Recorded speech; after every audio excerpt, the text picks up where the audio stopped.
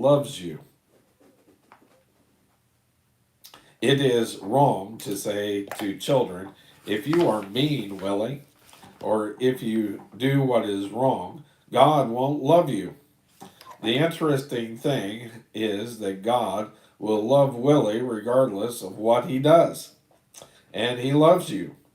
You can't keep God from loving you. Now, you can get to the place that you do not experience the love of God. For instance, you can't keep the sun from shining, but you can get out of the sunshine. You can put up an umbrella of sin, an umbrella of indifference, an umbrella of stepping out of the will of God. I wonder if when Steve Currington wrote Umbrella Fella, if he had listened to J. Vernon McGee. Anyway, uh, an umbrella of stepping out of the will of God, which will keep his love from shining on you.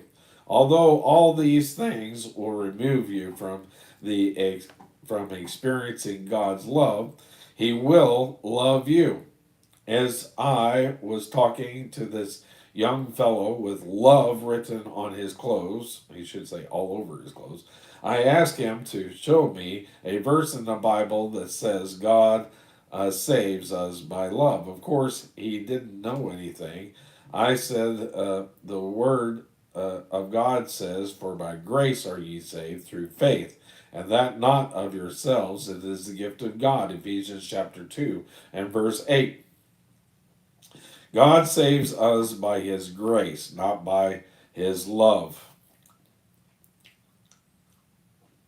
God so loved the world that he saved the world. I think there's a song, maybe Bill can tell me if he's still watching these, that my God is a noun, not a verb.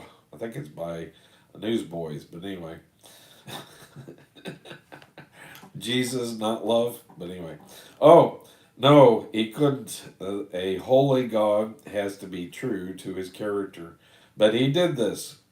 God so loved the world that he gave his only begotten Son, that whosoever believeth in him should not perish but have everlasting life. John 3:16.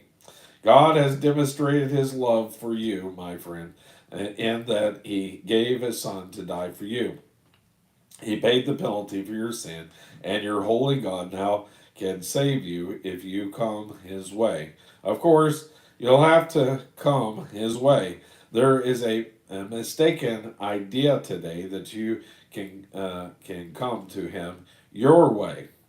This isn't your universe, it's his universe. And Don Risen highlighted this, or Reese.